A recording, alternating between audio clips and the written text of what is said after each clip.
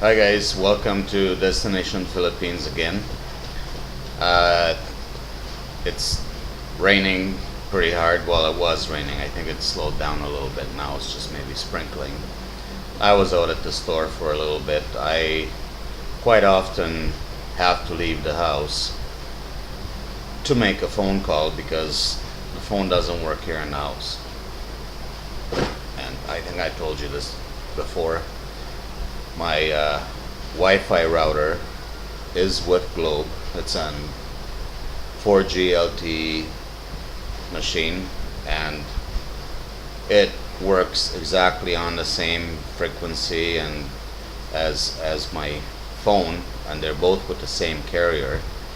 I get full bar signal on my Wi-Fi, and my phone doesn't work worth crap in the house. I really don't know. I can't figure this out for the life of me. But anyway, so I was out talking to my girlfriend in I forget the name of the town there, but I'll remember in a minute. And so we were talking for a while. As I'm walking up and down the street, it started to sprinkle a little bit. I hid under the cover of some sari store there just so that I'm not standing there with my phone in the rain. Then we ended our conversation and I walked back home, and it started to rain harder, so I thought, well, I might as well do a video here. Actually, I was watching Matt Whittleke's videos. I really do enjoy his videos. They're very informative. And I like the guy. He's intelligent, resourceful, and funny guy. So mainly today, the topic of the videos that I was trying to watch is the typical Filipino. I don't know if there's such thing as typical Filipina, but they seem to share a lot of the same traits. And he was talking about finding a good one. What are the differences between the really young ones, i.e. 19 to 25, as opposed to 25 to 40 or 50? And he makes a good point. I tend to totally agree with him. I think that the older ones are probably a better catch just because of the fact, and I'm not trying to duplicate his video by any means. I'm just wanting to tell you some of my own experiences, which might add to your bag of tricks, if you will. Might help you stay away from the bad ones, and help you stay out of trouble, hopefully. But first, I wanted to tell you why I'm here and why I'm here single. Back in Canada, I was married once to a woman. We got divorced. We had 3 kids together. And then I stayed single for a long time. I lived with a lady for 17 years and brought up her daughters and everything, but we ended up getting split up after all that time. And I won't get into the reasons why. It's kind of embarrassing, but anyway.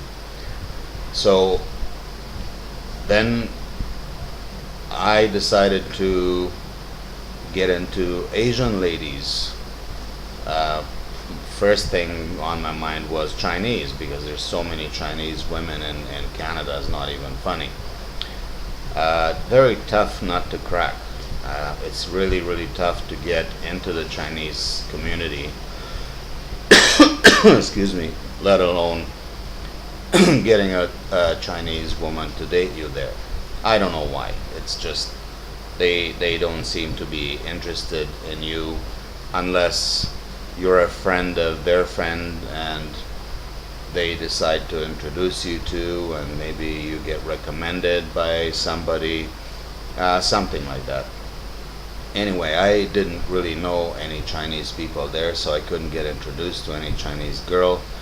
So I thought, well, what's the next best thing? Filipinas, right? There's so many Filipinas there, and Filipinas all over the world and in the Philippines.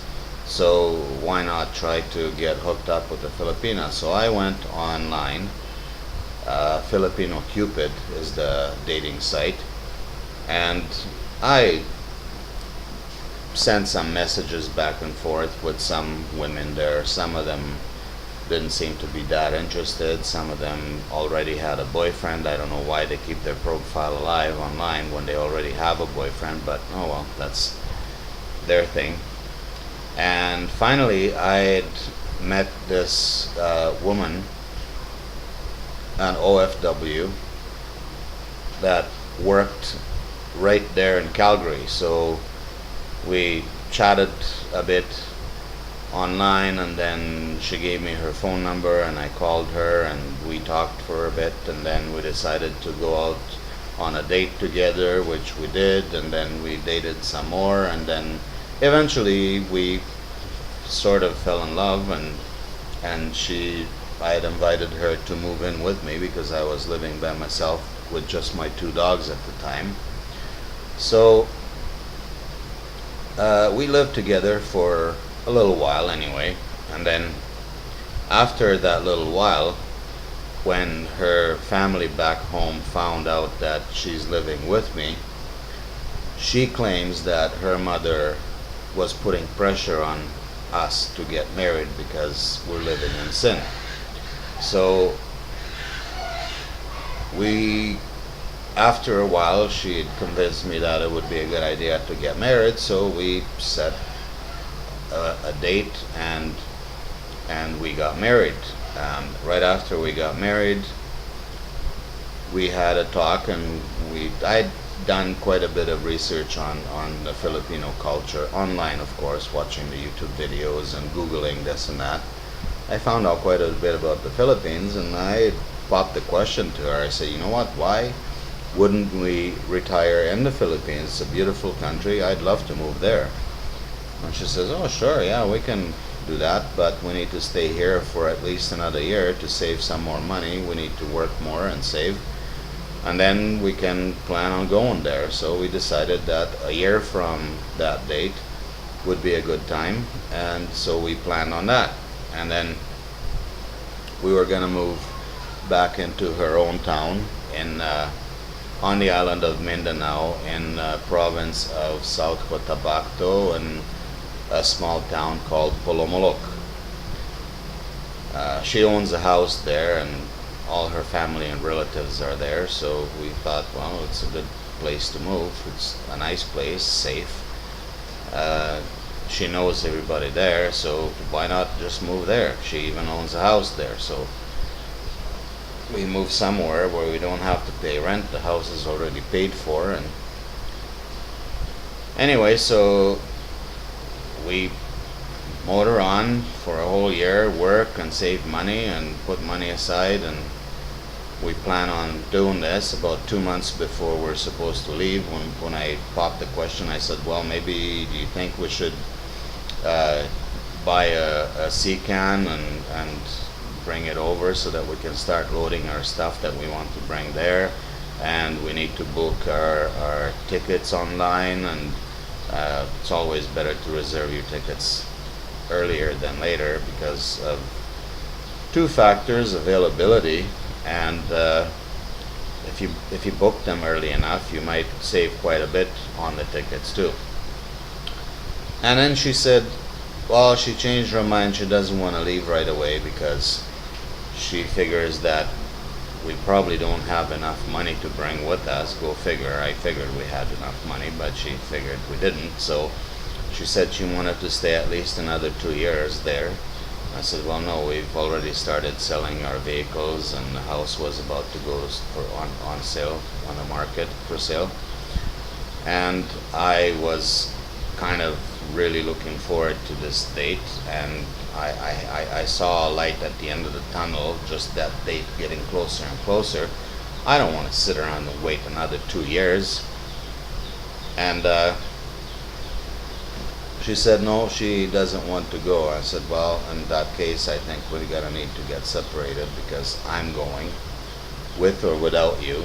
And what good is a wife to me that is sending me there, not knowing the language, not knowing the people, not knowing the place, just throws me out there to the wolves. So we got separated, and that was the end of that. And I booked my tickets online. Meanwhile, I'm back on Filipino Cupid, dating again, see if I can meet someone online prior to me going to the Philippines. And I met a few women. Of the entire bunch, I seem to have preferred the one, Nancy from Sindangan in Zamboanga del Norte. And we've spent a lot of time on Skype and video chatting and messaging back and forth, and then we dated quite a bit online, and even Skype calls that we did during the day when I was going to work. And she eventually invited me to go there and live with her. She owns her own house. Yeah, she's got a few kids, but didn't seem like it was a huge problem because she claimed that her kids were, excuse me, very well educated, and